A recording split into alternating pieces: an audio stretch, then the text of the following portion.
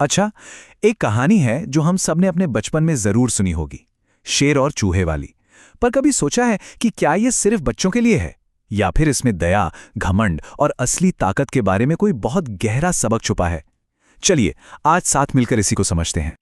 तो सबसे पहला और सबसे बड़ा सवाल तो यही है, क्या सच में एक छोटा सा नन्हा सा चूहा जंगल के राजा की, उस शक्तिशाली शेर की जान बचा सकता है? सुनने में तो ये बात ही थोड़ी अजीब लगती है ना?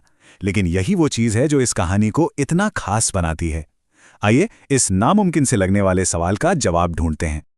तो कहानी शुरू होती है दो किरदारों से जो एक दूसरे से बिल्कुल ही अलग हैं। एक तरफ है जंगल का राजा, जिसकी सिर्फ दहाड़ से ही पूरा जंगल थर-थर कांपता है, और दूसरी तरफ एक इतना छोटा सा जीव जिस पर शायद किसी की नजर भी ना पड़े।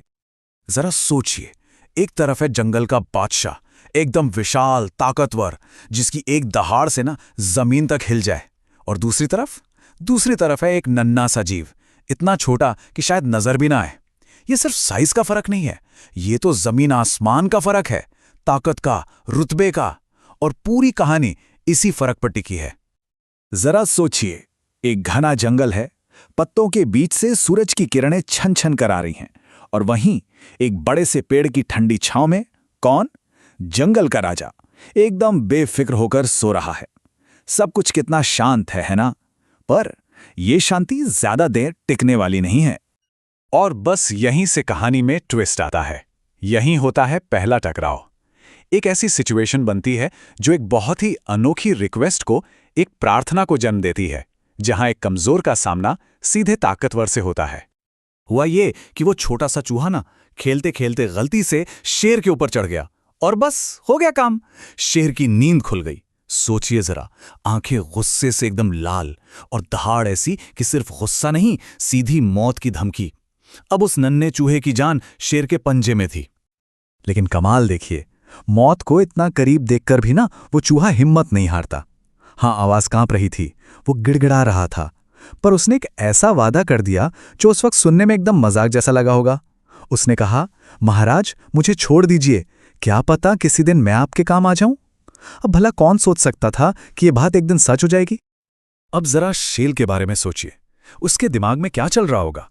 ये जरा सा चूहा मेरी मदद करेगा, जंगल के राजा की? मतलब उसे अपनी हंसी नहीं रुकी होगी।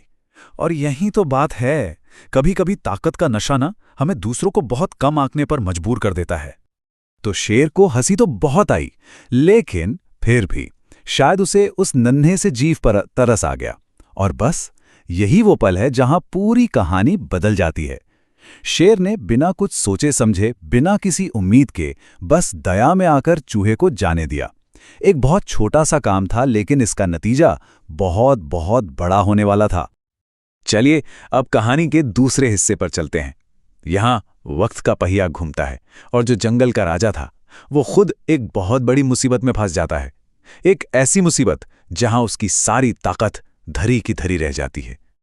अभी कुछ ही दिन हुए थे, जंगल में कुछ शिकारी आए और उन्होंने एक बड़ा मजबूत जाल बिछा दिया, और शाम होते होते शेर, जिसे अपनी ताकत पर इतना गुमान था, सीधा उसी जाल में जा फंसा।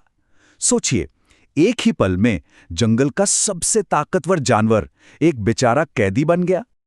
अब शेर ने अपनी पूरी जान लगा दी। वो दहाड़ता है, छटपटाता है, लेकिन जितना जोर लगाता, जाल उतना ही कसता जाता। उसकी वो जबरदस्त ताकत, जिस पर उसे इतना घमंड था, आज बिल्कुल बेकार हो गई थी। वो एकदम लाचार था। और अब आता है कहानी का वो हिस्सा जो हमें सिखाता है कि असली बड़प्पन होता क्या है। ये वो सबक है जहां पूरी बाजी ही पलट जाती है। कहीं दूर शेर की वो दर्द भरी दहाड़ उस छोटे से चूहे के कानों में पड़ती है, और जानते हैं क्या? वो एक सेकंड के लिए भी नहीं सोचता। वो ये भी भूल जाता है कि इसी शेर ने कुछ दिन पहले उसकी जान ले ली होती। उसे बस अपना वादा याद था, और वो फौरन मदद के लिए भागा। और फिर वो होता है जिसके बारे में किसी ने सोचा भी नहीं था।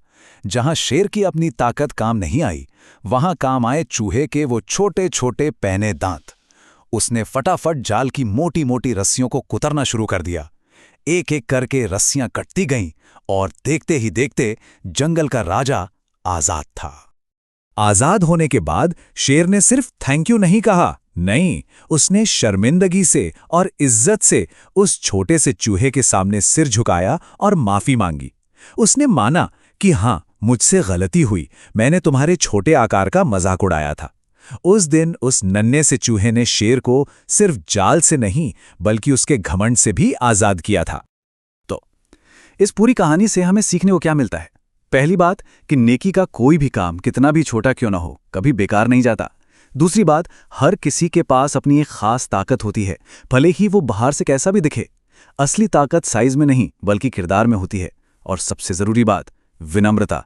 यही वो चीज है जो हमें दूसरों की असली कीमत पहचानने में मदद करती है। तो बस अगली बार जब कोई ऐसा मिले जिसे देखकर लगे कि ये छोटा है या कमजोर है, तो एक बार इस कहानी को जरूर याद कर लेना। जरा सोचिए, हम कितनी बार किसी की मदद करने की काबिलियत को बस उसकी शक्ल सूरत से जज कर लेते हैं, और कितनी बार एक छोटे से अच्छे काम के असर को बहुत कम आंकते हैं। सोचने वाली बात है ना?